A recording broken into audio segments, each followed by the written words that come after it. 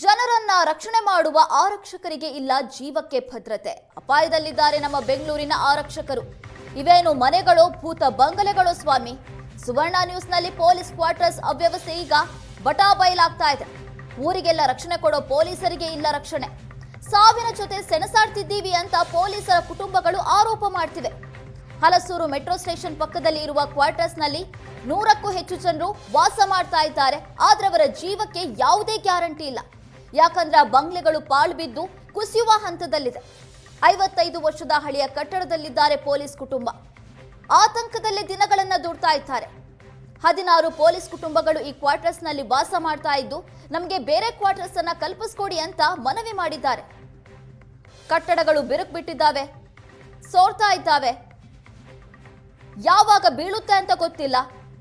ಹಾಗಾಗಿ ಪೊಲೀಸ್ ಕುಟುಂಬಗಳು ಈಗ ಮನವಿ ಮಾಡ್ತಾ ಇದ್ದಾರೆ, ನಮಗೆ ಬೇರೆ ಕಟ್ಟಡ ಕೊಡಿ, ನಮ್ಮ ಜೀವಕ್ಕೆ ಇಲ್ಲಿ ರಕ್ಷಣೆ ಇಲ್ಲ.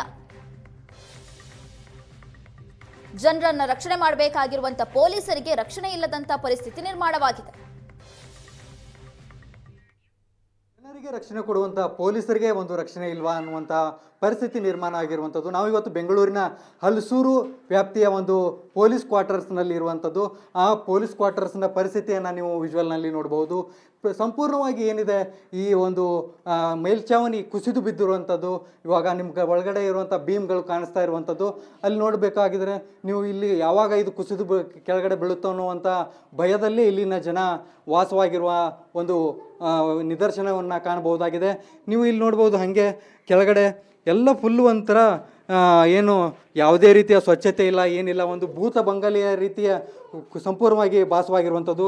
ಇಲ್ಲಿ ಕೆಳಗಡೆ ಒಂದು ಏನಿಲ್ಲ ಅಂದ್ರೂ ಈ ಕ್ವಾರ್ಟರ್ಸ್ ಏನಿದೆ, ಇಲ್ಲಿ ಒಂದು 6-7 ಪೊಲೀಸ್ ಕುಟುಂಬಗಳು ವಾಸವಾಗಿರುವಂಥದ್ದು. ಇವಾಗ ನೀವು ಮೆಟ್ರೋ ಏನಿದೆ, ಹಲಸೂರು ಮೆಟ್ರೋ ಸ್ಟೇಷನ್ ಏನಿದೆ, ಅದ್ರ ಹಿಂದ್ಗಡೆ ಇರುವಂಥ ಈ ಸ್ಥಳದಲ್ಲಿ ನಾವು ಇವತ್ತು ಬಂದಿರುವಂಥದ್ದು. ಇಲ್ಲಿ ಏನು ನಾವು ವಿಜುವಲ್ನಲ್ಲಿ ನೋಡ್ತಾ ಇರುವಂತೆ ಇದು ಒಂದು ಏನು ಯಾವುದೇ ರೀತಿಯ ಒಂದು ಮನುಷ್ಯರು ಬದುಕಲಿಕ್ಕೆ ಯೋಗ್ಯವಲ್ಲದಂಥ ಒಂದು ಸ್ಥಳದಂತೆ ಇಲ್ಲಿ ಈಗ ನಿರ್ಮಾಣವಾಗಿರುವಂಥದ್ದು.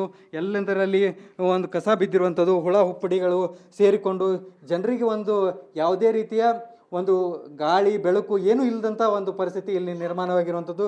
ಈಗ ನೀವೇನು ವಿಜುವಲಲ್ಲಿ ನೋಡ್ತಾ ಇದ್ದೀರಾ, ಈ ಮನೆಗಳಲ್ಲಿ ಈಗ ಪೊಲೀಸ್ ಕುಟುಂಬಗಳು ಸದ್ಯಕ್ಕೆ ವಾಸವಾಗಿರುವಂಥದ್ದು. ಇದ್ರ ಮೇಲ್ಗಡೆನೇ ಹಿಂಗೆ ಈಗ ಚಕ್ಕೆಗಳು ಕೂಡ ಏನು ಮೇಲ್ಛಾವಣಿಯ ಒಂದು ಎಲ್ಲ ಸಿಮೆಂಟ್ ಆಗಲಿ ಎಲ್ಲ ಉದುರಿ ಬೀಳ್ತಾ ಇರುವಂಥದ್ದು. ಇಲ್ಲೇ ಜನ ಅವರು ಪೊಲೀಸರು ಏನೆಂದರೆ ಭಯದಲ್ಲೇ ಒಂದು ದಿನವನ್ನು ಕಳೆಯುವಂತಾಗಿದೆ.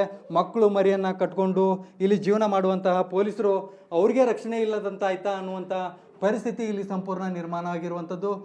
ಏನು ಜನರಿಗೆ ರಕ್ಷಣೆ ಕೊಡುವಂಥ ಪೊಲೀಸರಿಗೆ ಏನು ಗೃಹ ಇಲಾಖೆ ಒಂದು ರಕ್ಷಣೆಯನ್ನು ಕೊಡುವಂತಹ ಒಂದು ಕೆಲಸವನ್ನು ಮಾಡಬೇಕನ್ನುವಂಥದ್ದು ಇಲ್ಲಿಯ ನಿವಾಸಿಗಳ ಒಂದು ಮನವಿಯಾಗಿರುವಂಥದ್ದು. ಕ್ಯಾಮ್ರಾ ಪರ್ಸನ್ ಯನೂಷ್ ಜೊತೆ ಪ್ರವೀಣ್ ಜಮಖಂಡಿ, ಏಷ್ಯಾನೆಟ್ ಸುವರ್ಣ ನ್ಯೂಸ್, ಬೆಂಗಳೂರು.